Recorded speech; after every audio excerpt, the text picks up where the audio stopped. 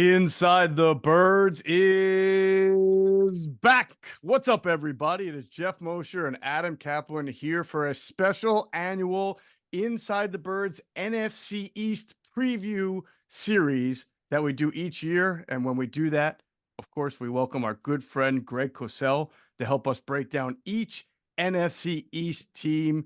So, Greg, it's great to have you back. We're going to start off with the Washington Commanders. That'll be episode 1. Then we'll go on to the Giants.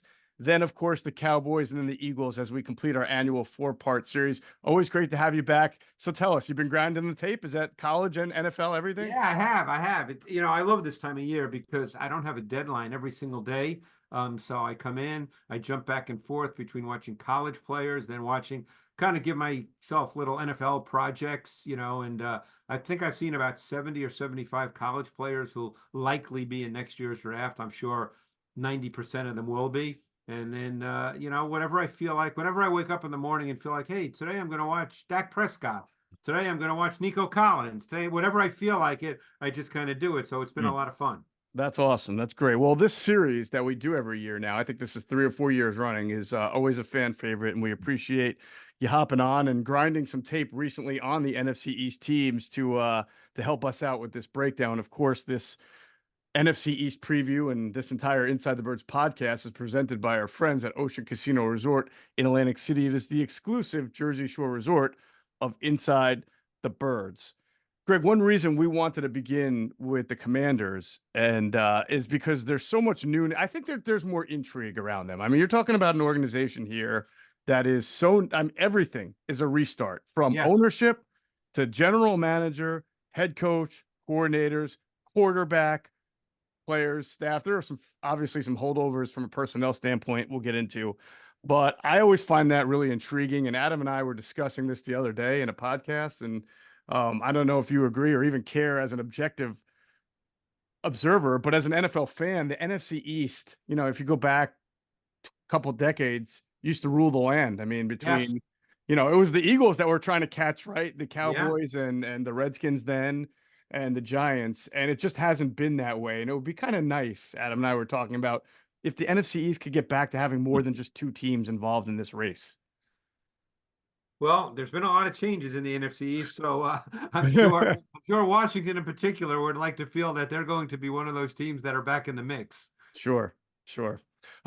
It's hard, obviously, from a tape standpoint because there's so much newness, but I wanted to start off with you on Washington on their draft because you see so many college guys, and a lot of the personnel people Adam and I have spoken to liked a lot of their picks, early picks. I mean, they had, and you never know until they play, but obviously they go with the quarterback Jaden Daniels and Jerzon Newton in the 2nd round. Some people thought the Illinois tackle would be a 1st-round pick. Mike Sanders still from Michigan. The tight end Ben Sinnott was an Adam Caplan favorite there. Brandon Coleman out of TCU. Luke McCaffrey there in the 3rd round. So in general, when you saw their draft and you studied a lot of those guys, did you think you liked that direction that they were going there? And as you guys know, all I can do is evaluate the players. Did you like the tape? That's all we're asking. Yeah. Right. So I did. I mean, obviously, I really liked Jaden Daniels. You could make the argument easily that Jaden Daniels, when you just talk about playing the position of quarterback in college football, played it at the highest level of anybody in this draft, any quarterback in the draft. Now, I would say that most would argue correctly that someone like Caleb Williams has more natural talent than Jaden Daniels, but the way Jaden Daniels played, I think, gets people excited about his NFL future and his ability to do that quickly.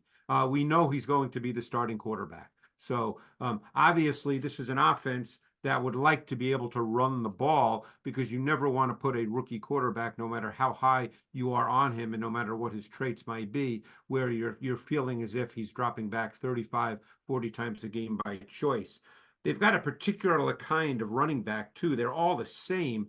They don't really have a big play back because it's Eckler, it's Brian Robinson, it's Chris Rodriguez. These are all sustaining backs, which there's nothing wrong with that, but that's not where they're going to get their big explosive plays. But if we want to stay with their draft picks, just as an overview, Daniels, you know how I feel about him. Mike Sainristil is a really, really good prospect. Really good prospect. I know, Geoff, you're familiar with him being a Big Ten guy.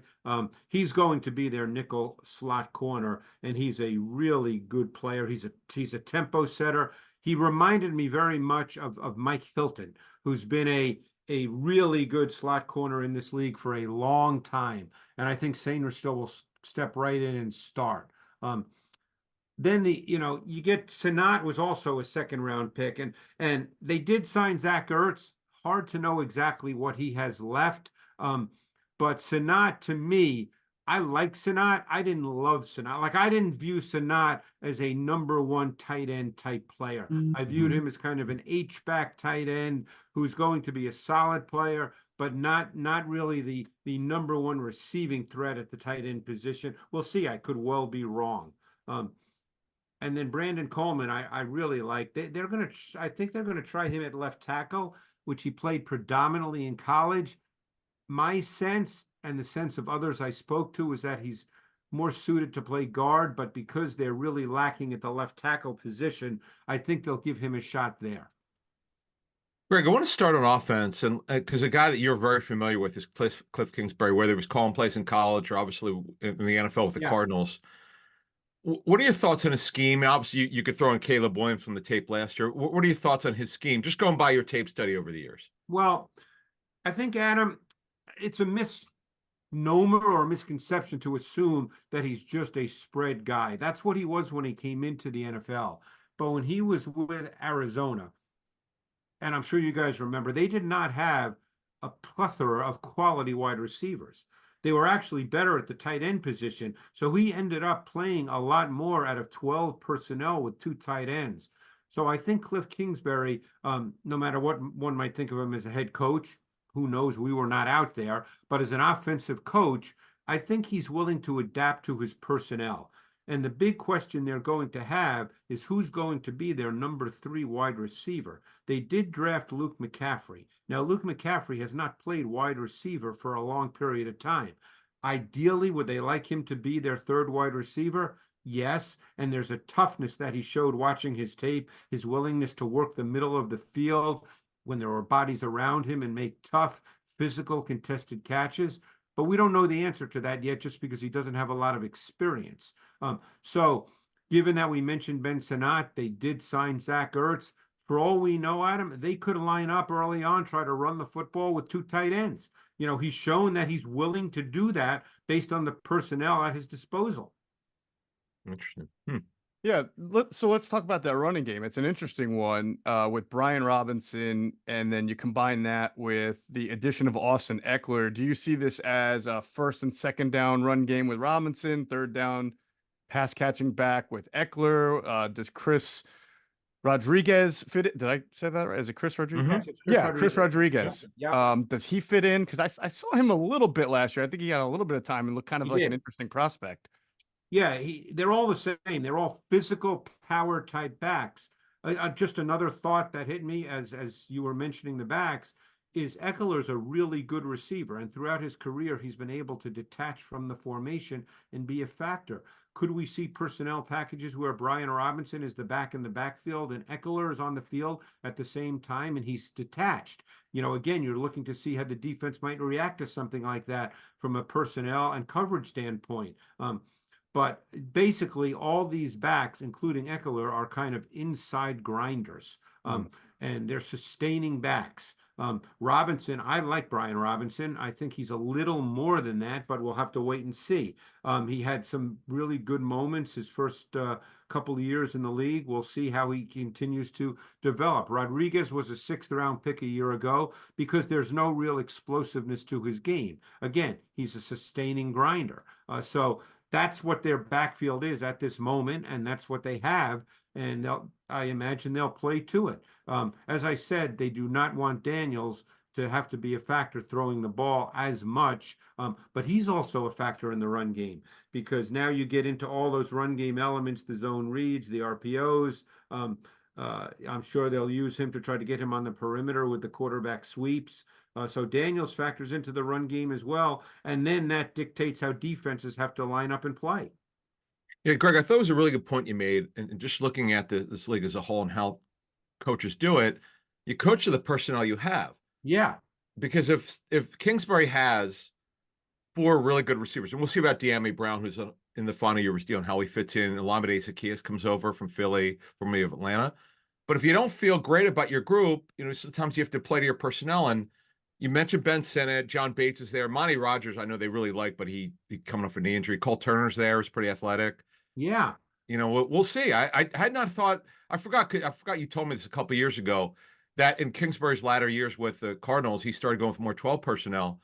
Because that's what he had. Yeah, you just go by what you had. So I had not thought they may do that. Yeah, they may have to do that. You got to coach to what you have. Keep in mind, again, that third wide receiver is an open spot right now. We know Terry McLaurin.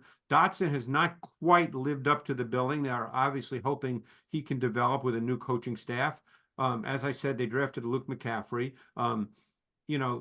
Who knows about De'Ami Brown at this point in his career? I mean, he's going into his 4th year and he's had a flash here and there. They don't have much more than that at the moment. Now, again, OTAs, mini camps, training camps, sometimes guys pop and, you go, oh, this guy, he's going to play. But they have John Bates, who's actually a really solid dual tight end in that he's a really good blocker and he's not a bad receiver, not explosive. The previous coaching staff and organization drafted Cole Turner. He's a long, athletic tight end who can work the vertical seams. So we don't know exactly what their foundation will be. All right, one more question for you on offense, Greg. And before we do that, I want to pause for a second to hear a word from our great friends at Ocean Casino Resort in Atlantic City. Go to get your game on. Go for the beers. Go for the cheers. Go for the hit and the hits. Go for the stakes and the stakes. Go to get your parlay on. Go to get your party on. Go for the scene. Go for the screens. Go for the gallery. Go for the win. Go to Ocean. Visit theoceanac.com to plan your visit. Greg, a lot's been made, and I think fairly, about how Caleb Williams, as a #1 overall pick for the Bears, is going to walk into a situation where he has DJ Moore and Keenan Allen and Cole Kmet, and they added Rome Odunze in the draft, right? And that's and then they signed DeAndre Swift. Well, look at all these weapons around. And a burgeoning offensive line, which, by the way, is a big question mark for the Commanders. There you go. And that's where I was going. I don't see this as identical, but I will say that I think what the Commanders have done to try to bring some youth, but veterans. I mean, you have Zach Ertz, good veteran, and we'll see what he has left. Terry McLaurin's been there for a while. He's a 1,000-yard receiver every year. Jahan Dotson is a first-round pick. And then they did sign the center, Tyler Biadasz. I think that's important because he may not be great, but having a veteran center with a young, I think that's just so much better than what the Commanders have had over the last 3 years at center, as far as understanding the position and trying to bring stability. And we'll see if Brandon Coleman works out on the line. But I think there are worse situations that a quarterback can walk into than and then Eckler, another veteran, than what Washington's trying to compile here. And I agree with you 100%, Geoff. I think that, look, I ended up watching a ton of Dak Prescott in the last week, so I saw a lot of Biadasz at center. I don't think he's a great player, but I think he's a really solid player, and I think the veteran element to his game is absolutely critical. That relationship between the center and the quarterback is often overlooked, and it's really, really important. And another thing to keep in mind, the potential starting left guard is Nick Allegretti. I assume the right tackle will be Andrew Wiley. They have championship pedigrees. They come from the Chiefs. Now, like I said, neither one is not, you wouldn't say, wow, they're the top 3 or 5 at their position in the league. But I think that pedigree and the understanding of what it takes to work with a young quarterback, we all lose sight of the fact that Mahomes is not an old, veteran quarterback who's been in the league for 12 or 15 years. You could almost argue he's still a relatively young quarterback. Right. So, they've been through that entire process. And I think that both those guys being there can be helpful in that regard. Greg, one thing on Sam Cosmi, I know from what I've heard, they think pretty highly of him and they're going to leave him inside at guard. Yeah. But when you look at this thing overall, and it's to your point, I do struggle to see, overall, when you play teams that could really get after you, could really rush the passer, typically you want to have stud athletic linemen. Is this like a athletic enough line. What do you think of this group overall? It's not. And that is Ooh, potentially a concern, Adam. You're yeah, right. It's not. I mean, you could argue Cosme is athletic for a guard because he right. was a tackle in college. But the rest of that group would not be on the higher end of athletic. And even if Brandon Coleman were to win the left tackle spot, because right now Cornelius Lucas, who's been a journeyman in the league probably for a decade, and you probably can line up with him, but you don't really want to. Even Brandon Coleman would not be viewed as a higher level athlete for the tackle position. So this is not an overly athletic group.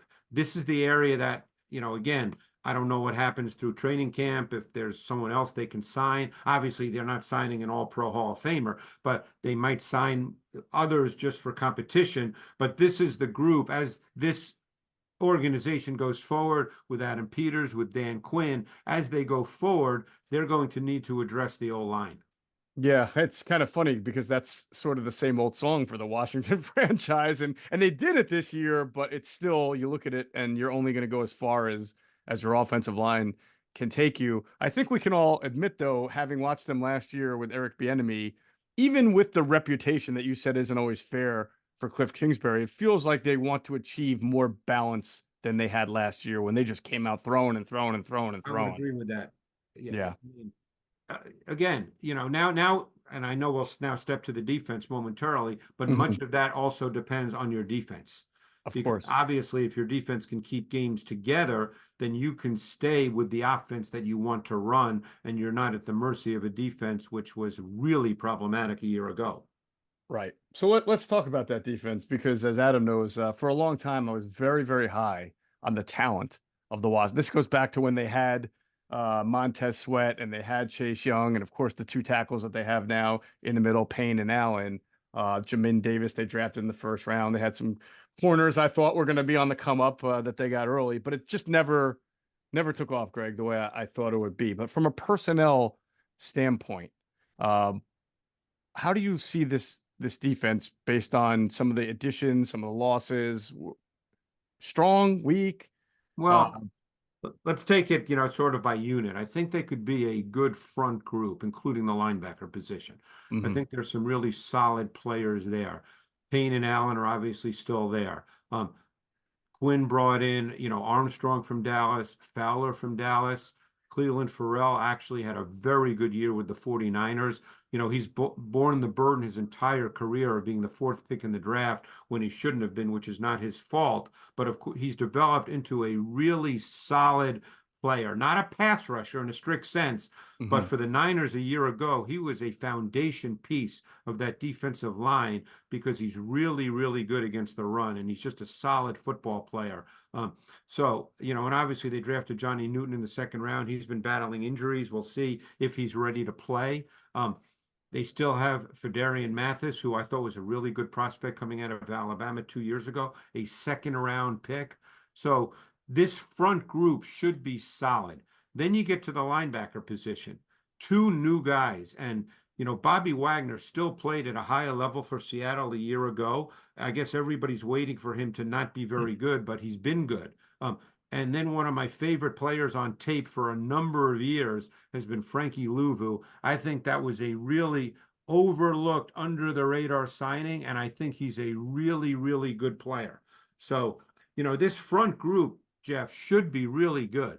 I think the back end is where there's, I don't want to say concerns because we're at the end of June. Let's say that there are question marks and it's a major work in progress. Yeah, Greg, let's stay on the back end because I think we'd all agree it's a pretty good front.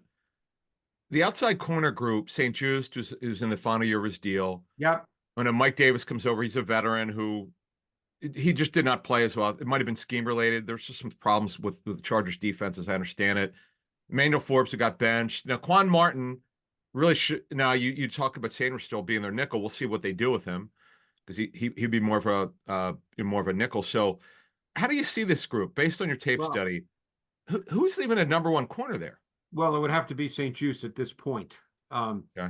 And he's got traits. And he's had moments in his first, I guess he's been in the league 3 years. He's had moments. He's long, he's pretty athletic. I think that you could feel if he can develop and reach what you probably think he can be, that he could be, a quote unquote number one type corner, not a shutdown, top three corner in the league, Adam, but a number one type corner just because of his size, his length, and his traits.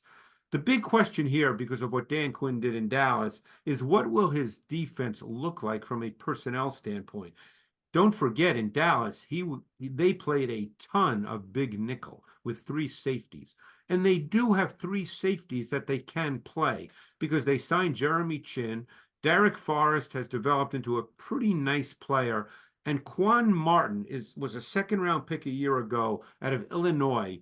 And he played outside corner, slot corner, and safety at Illinois. So if Dan Quinn feels that, hey, I want to play big nickel and play with three safeties, Quan Martin could be that third safety. So again, this is an unknown now. We don't know exactly how that will play out. Much depends, I'm sure, on Sainer still and how they feel he's developing, because he can be a really, really good player. But the outside corner position is a little bit of a question, and it's really tough to hide your outside corners in this league. So, Greg, on that note, not only did Dan Quinn play more big nickel in Dallas than when he was with Atlanta, but he went from being a cover three guy to a man that is correct guy predominantly. But yes. I wonder, without a player like Micah Parsons in that front seven, and he's got some good interior rushers, but nobody near that level on the outside. And with what he added at the linebacker level and what he has at the corner level, I wonder if he goes back to being more of a zone defensive mind, because I'm not sure he wants to play as much man cover with this set of personnel. I don't know. I would just look at it and ask that question. It's a very legitimate question. St. Juice could probably line up and play man. After that, it's a question. I mean, as of now, the corner opposite him, again, new coaching staff, so everybody starts with a clean slate. We don't know about Emmanuel Forbes. The previous group drafted him in the first round, in the top 20, if I'm not mistaken, correct? I can't remember, but I think it was first round. Yeah. Top 20. So, 16. Yeah, there you go. So what is Emmanuel Forbes? He obviously had major struggles a year ago. Now, that doesn't mean he can't play. He was a rookie corner who's 165 pounds. And, we saw early in the season when the Eagles ate him up, and it seemed like he struggled throughout the rest of the season. So we'll see. He was drafted to be a starting outside corner in this league. He's got work to do. Well, if he can be that guy, that may change Dan Quinn's approach. But Geoff, your point is exactly right. If he doesn't feel his corners can play man coverage, he's not going to play man coverage to the degree, to the percentage wise that he did with the Cowboys when they were the last couple of years, top 2 or 3 percentage wise in playing cover one, close to 50% of their defensive snaps versus pass. Good stuff. Good stuff. Yeah, I can see that. So one more thing then, schematically, Greg, because, obviously Dan Quinn comes over and he brings a guy like Biadasz on offense, right, who he's familiar with in Dallas, and he brings Dorrance Armstrong, who is always a good, really solid player. Yeah, solid situational, solid situational player for the Cowboys. But they clearly, Dante Fowler Jr., another guy who's familiar with, right, from his Atlanta days, some guy who can come in and rush the passer from the outside a little bit. So this team is clearly built, though, with interior burst more than edge burst. And I just wonder, is there something that you can envision them doing schematically to take advantage of all the athleticism they have in the interior to give themselves some exterior? I mean, are these guys good at stunting, twisting, lying gaze, blitzing? Well, I think there's 2 players that I think could be really intriguing with Dan Quinn. Now, Dan Quinn's been doing this a long time. He's not going to be beholden to doing one thing, and that's it. I mentioned Frankie Louvu. Frankie Louvu is a fascinating player because he can rush the quarterback. The other player, and he's not a big name, but he did get snaps a year ago, and toward the end of the season, he showed up on tape, and I think he's the kind of player that you can move around. He has joker ability, and that's KJ Henry. KJ Henry was a 5th-round pick a year ago out of Clemson. He's about 6'4", 250. He's flexible. He's athletic. He's not Micah Parsons, so I don't want people to think I'm making a comparison. But I think he has the kind of athletic movement that you can move him around and try to create pass rush opportunities for him. So we'll see. Maybe I'm dead wrong. I mean, obviously, he's a 5th-round pick. He's going into his 2nd year. that doesn't even mean he makes the team, but I think he could ultimately have the kinds of physical athletic movement traits where he could be used in that way. One more for you, Greg. On Johnny Newton, if when he gets healthy over his foot injury, what kind of upside does this guy have? He's an interior pass rusher. That's the strength of his game. He wasn't quite Byron Murphy, who went, I think, to the Seattle 16th pick, if memory serves me correctly. But he's that style of player. He's short, he's stout, he's quick. That's the kind of player he is. He's ultimately a really good inside pass rusher. He kind of fits that Grady Jarrett mold. Right. All right. One last observation on. I love Grady Jarrett, by the way. That's interesting because another guy from Dan Quinn in Atlanta. So, one last remark on. We'll put a bow on the Washington Commanders for 2024 preview here. Before that, we're going to hear a word from our friends at Sky Motor Cars. Sky Motor Cars in Westchester is a different sort of dealership. All it takes is one look at their Highline pre-owned vehicles that people all over the country want and need. Owner Brett Schulter makes sure you don't spend a dime of your money before you purchase the car. Sky Motor Cars allows you to make all the decisions regarding your next vehicle. At Sky Motor Cars, you never have to spend more than necessary. Visit SkyMotorCars.com today or call 610-918-7225. And if you stop into Sky Motor Cars out there in Westchester, PA, make sure you tell them Adam and Geoff sent you. You will get a great deal. All right, I'm not going to be fooled for the fourth straight. Every year, Greg, we do this, and then Adam and I talk more, and I say, man, there's something intriguing about Washington. Last year was Eric Bieniemy and the idea of the quarterback, Sam Howell, and with the weapons. And it's just, every year I think the defense is going to be great. It's not. So, but I will say this. Everybody's looking for the next Houston Texans, where the rookie quarterback comes in and plays at such a high level that everybody else's play seems raised around it. And if you were to pick a team, you might put Washington in that company where if Jaden Daniels comes in and plays at an extremely high level, then maybe you can see this team being competitive for a wild card spot or so. Is that a fair assessment based on you think their additions and the veteran coaching staff that they brought in and some of their personnel? Obviously, if Daniels plays at a high level, yes, they become an interesting team. I would just be a little bit concerned about this O-line right now. That's fair. Again, we don't know, but you don't look at this group and go, yeah, that's going to be a really solid group. You just, I don't get that feeling. Maybe it will be. Maybe Daniels will make it better. Maybe he's the kind of quarterback that can camouflage and compensate for some of the concerns and weaknesses. Only time will tell. But if Daniels plays at a really high level, then they could be an interesting team.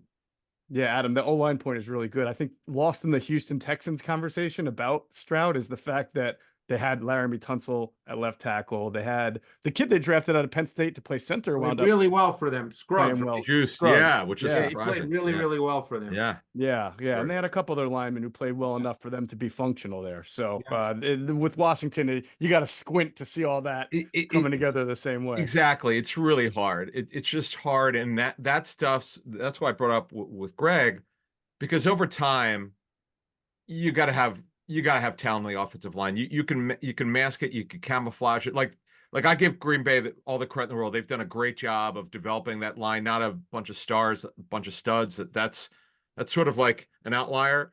It's harder. Plus, you've spent this high pick on a quarterback, a top 5 pick. You're going to want to build around him. And obviously, I think next year that's because their defense, as Greg said, they got to build the back end.